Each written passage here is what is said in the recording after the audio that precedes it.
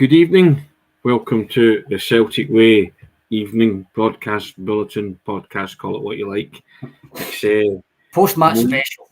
Post-match special. There we go. Post-match special. Of course it is, because Sean and myself are here. I'm Tony Haggerty, Haggerty10 Twitter handle, and I'm joined again by Sean Martin at Sean Martin TCW, and we'll speak about the game in a minute. Celtic drew 3-3 with Rapid Vienna, concession of a last-minute equaliser, Sean. But first of all, we thank our sponsors, OneFootball. Get downloading the app, guys. You know what to do. Links in the description. Your one-stop football shop for scores, news, lineups, transfer rumours, live streaming, match highlights, much, much more. You can immerse yourself in the digital football world and have the best personal experience out there. We thank them for their contribution to sponsoring the pod and post-match specials like this. And running along the bottom, as always, we always have an offer for you. So if you subscribe to the Celtic Way, you can support top quality journalism covering the club you love. £3 for 3 months. A bargain. You know what to do by now. www.celticway.co.uk/subscribe. Now, Sean, I wrote a piece this morning saying that Rapid Vienna were not my favourite people. And yes, once again, they've proved to be the case. Still not your favourite people, I take it. Still not my favourite people, yes. Rapid Vienna 3, Celtic 3, the second of the pre-season friendlies. Celtic were looking good for the win. Last minute corner, concession of a goal. But lots of positives there, Sean. I thought, you mean the manager's not reading too much into results, so I'm not really reading too much into results either.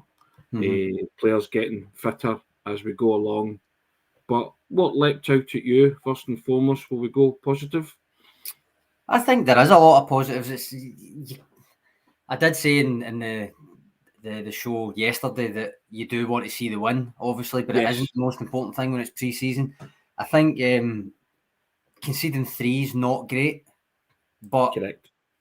I mean let's go positive first, right? I do agree with that sort of starting lineup.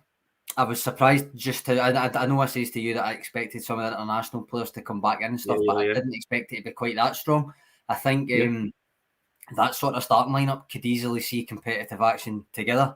No Ralston or Juranovic, obviously, but so right back aside, which was a big chance for Osaze Urhoghide.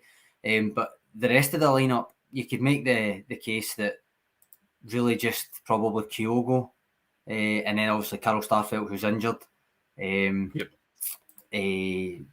probably be and obviously Juranovic would be the 3 that kept it from being the full strength team.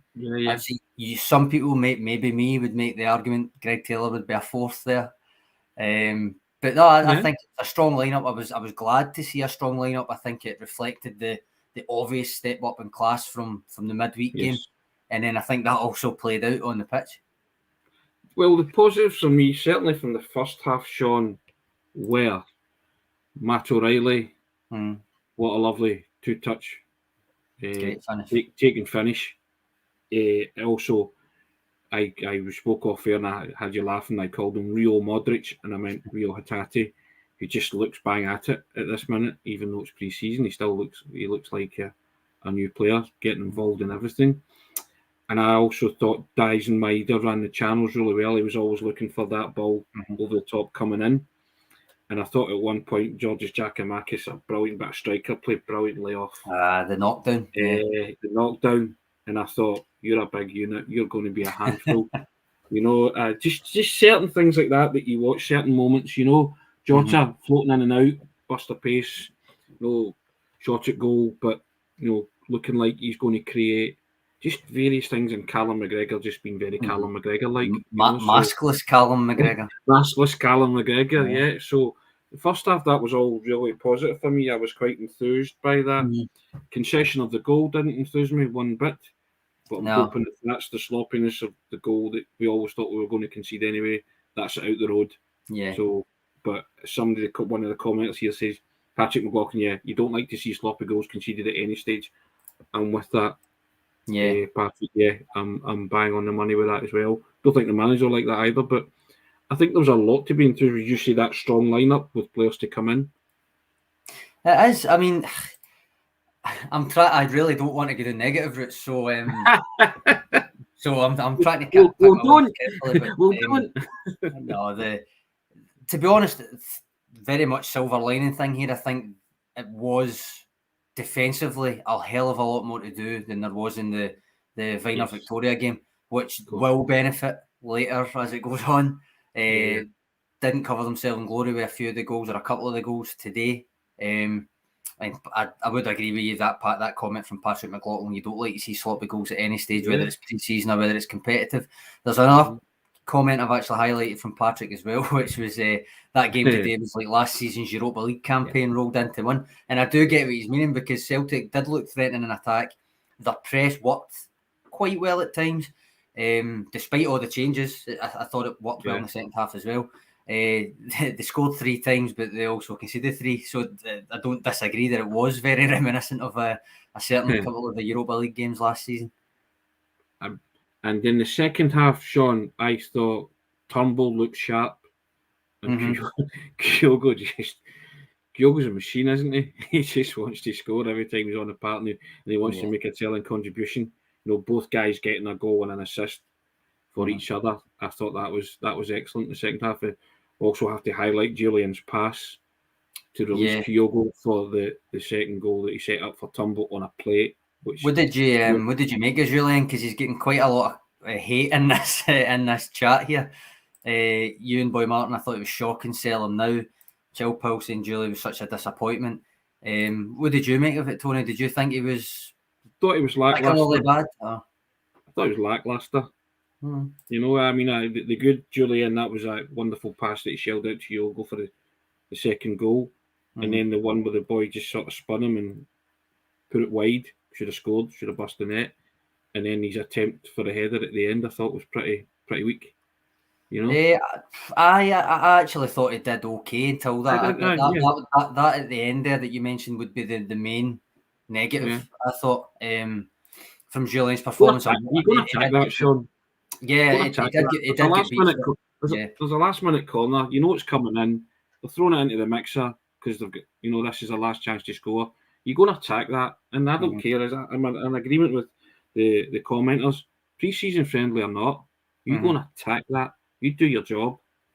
I do think that if we're going to pick any of the 3, it's probably not that one. I think it's actually Carter Vickers and Hart for the first one. But and I don't actually know if it was over the line, because I see a few comments. David Ferguson, to be fair, the ball was over the byline, wouldn't have stood. I'm not sure if it was. I couldn't tell. But regardless, it was that situation, as you say. You kind of expect it to happen at some point. Maybe better that it's happened in a pre-season friendly. But in terms of Jullien, I thought he played with a lot of intent. Actually, I thought he audibly and visibly wanted the ball from the keeper more than once. He was willing to try the progressive pass, which, as you said there, he did for the Turnbull goal. Albeit a lot of it was to do with Kyogo making that run and then his awareness as well. That's not a totally credit Jullien for that. It was a lot of it was Kyogo. But as I said, the last thing that he did in the game was let himself get beat at the front post or in the middle of the box for the equaliser. So yeah. And a guy that size shouldn't be getting beat in the air. Just my opinion. You're huge. Just go and attack it. Just personally. But there you go. Positional. Lots of people commenting him. I thought he just did okay. I'm allowing for the opposition as well, which was a step up. The other night he looked very, very good. Just thought tonight he looked okay. Not great, but that's just me. Probably agree with that. I think he made a good tackle near the end, but I think it was because he put himself in that situation as well. If you know what I mean. It's difficult. See, when you make so many changes, it's a whole different team coming out and stuff. It's different to keep the intensity, and a difficult to keep the intensity. So there's that to think on as well. It's also difficult to give the man-by-man mark, Sean. You know what I mean? It is. When you're watching the screen, it's buffering. Speaking of, Tony, we'll give you a wee plug for that then.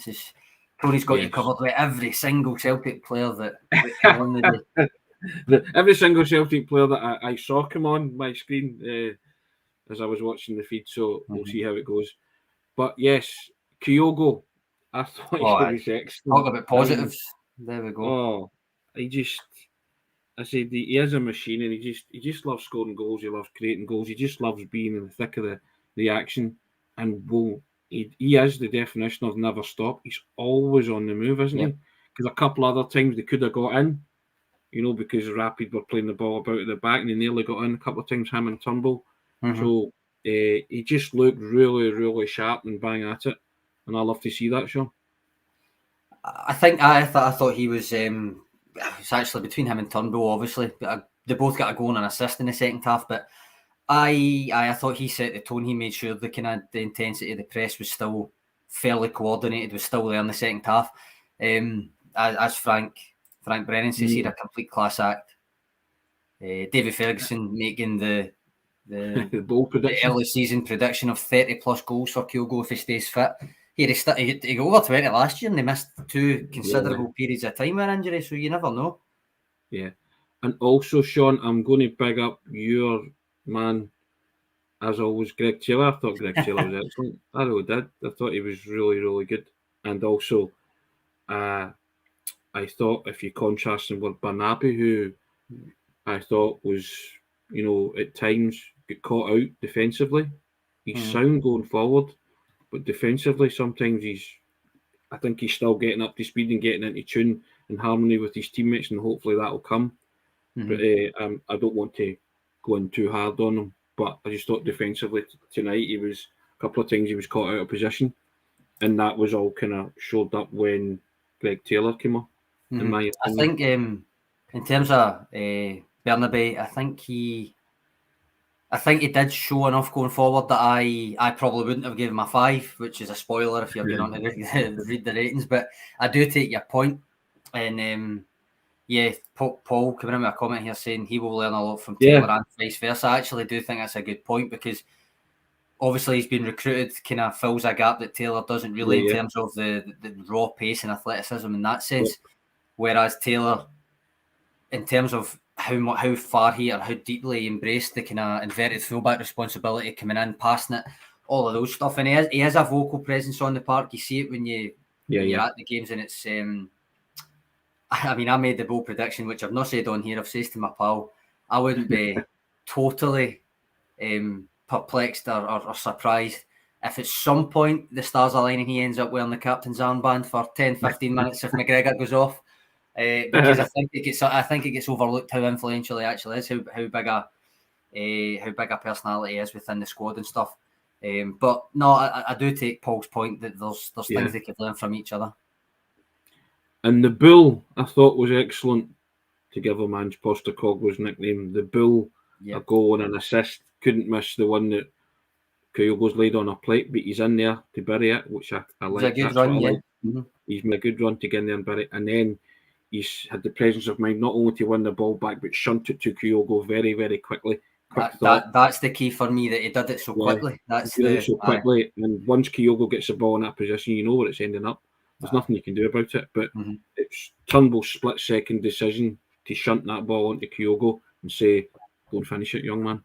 No, I agree. I think that is the key, that how quickly Turnbull does it, because he is prone to sometimes holding on to it a wee bit too long. But no, I think that's a great point. I think when you've got a player like Kyogo, who is already really a step ahead a lot of the time anyway, and expecting things even before they happen, to play it quicker means the defence hasn't got time to settle or get back and compete against it. Even that, Kyogo still had a wee bit of work to do to take the touch and then finish it, and he done it. Well, as Frank says, class act. Yeah, definitely. And I mean, we touched upon him briefly, but I thought Matt O'Reilly's finish for the first goal was excellent. It was sublime. Couple of things that he did, and I just thought, you're watching a footballer here. I think he even cemented somebody at one point, didn't he? Because he did fed up, which I thought, all right, he's got a bit of that to his game, which is not what I've noticed before. Funny you should mention that, because I quite liked that there was some amount of dig from both sides of the day. It wasn't really played like a proper friendly, certainly the first half anyway. Second half, maybe not as much. But arguably, that's Celtic's strongest / first choice midfield three that started that game. I don't know if you agree with that, or if you think maybe Turnbull maybe been there, but McGregor, O'Reilly, It's and I thought they did well.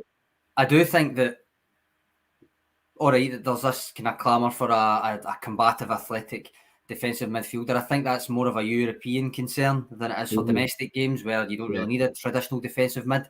So that McGregor, Hatate, O'Reilly kind of trio axis, I think that will be probably the most used trio. And then I don't think you really miss much with them three. I think they cover pretty much all the bases.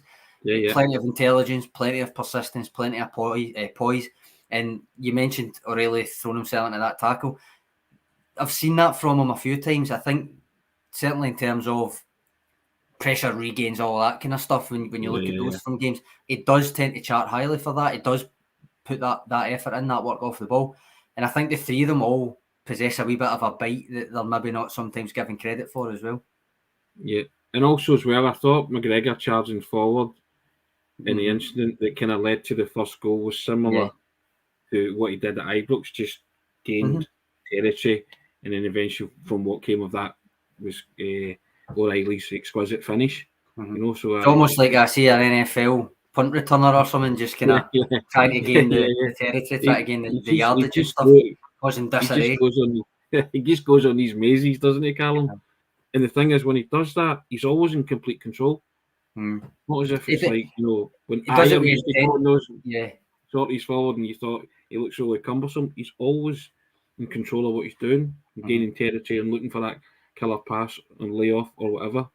But it does it with intent. I think that's a lot of the things, you know how I was saying about learned behaviours and different things we idiosyncrasies. A lot of it will be for us Postecoglou and the coaches to see who does things with intent, with the express intent to either progress the ball, break lines, anything, make a run into the channel. Do it with intent. Don't just do it because you've nothing else to do at that point, kind of thing.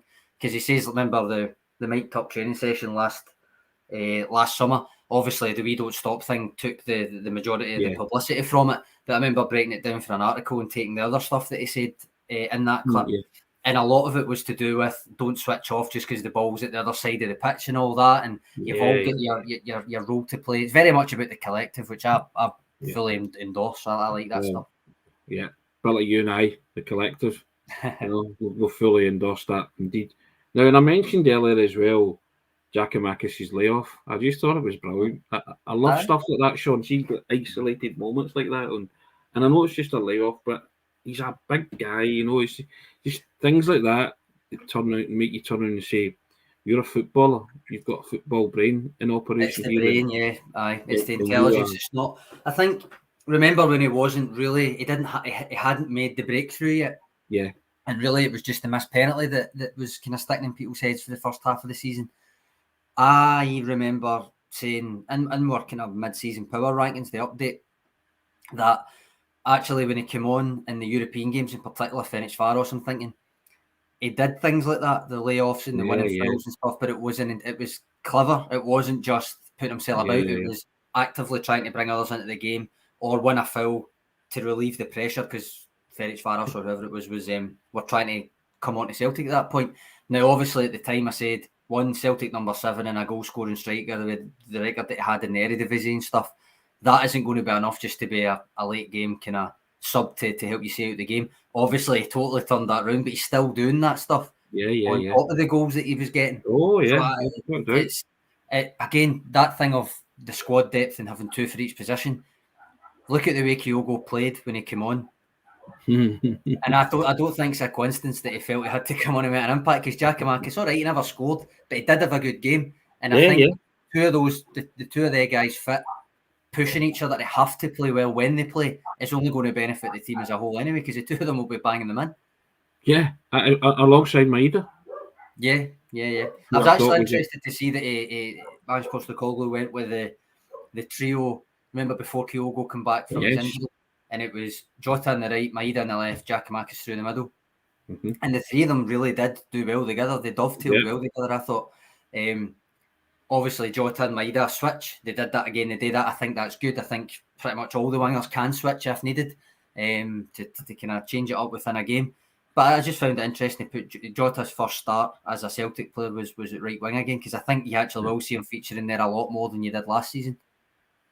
Here's Daniel Mack, and I'm thoroughly on board with this. You know where I stand on this, Sean. I thought you could see Harry Keogh's influence today. In what way is what I would can ask. I don't disagree. I'm just wondering in what way, like the I way just that think in terms of the wide players, looking to be involved a lot more and always on the move, on the spin. Maeda was constantly drifting in for that ball over the top, in between the centre back and the full back.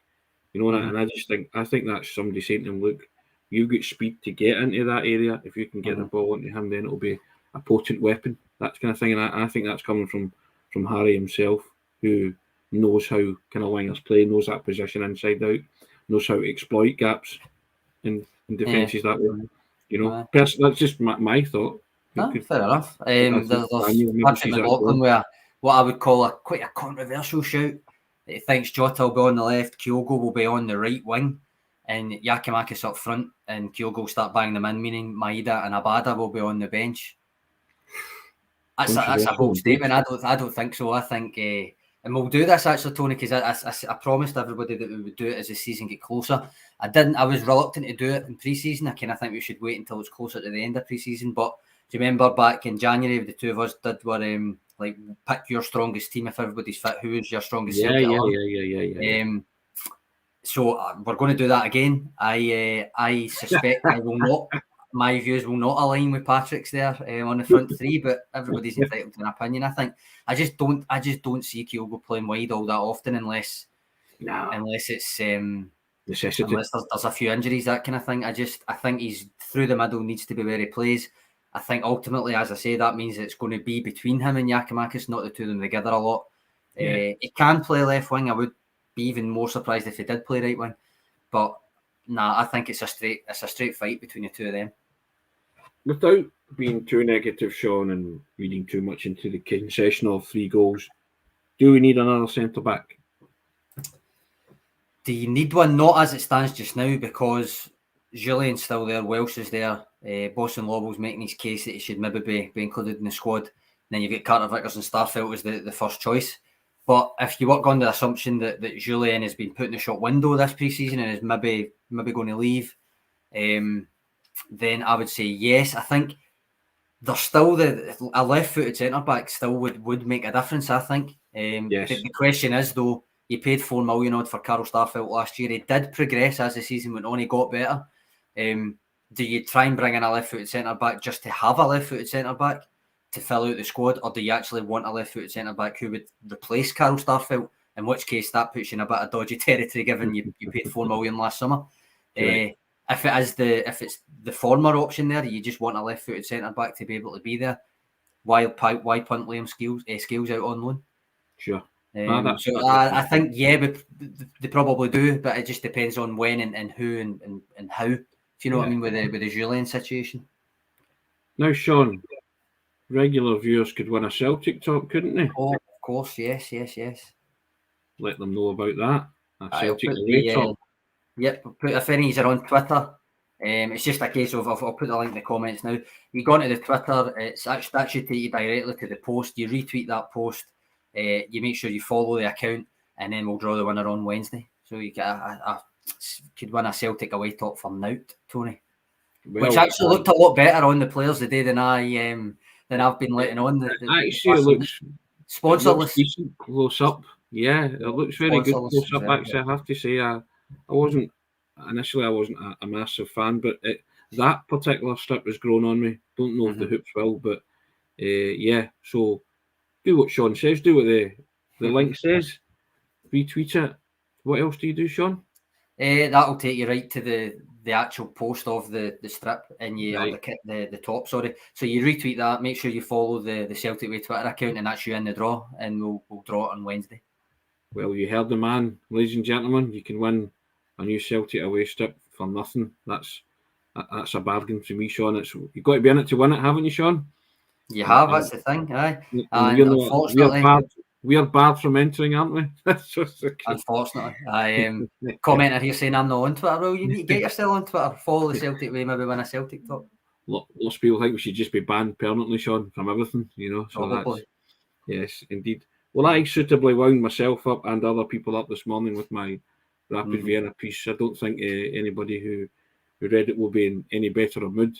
I think you wound the Rapid Vienna fans up about it as well. they had a wee bit of noise. Yes, indeed.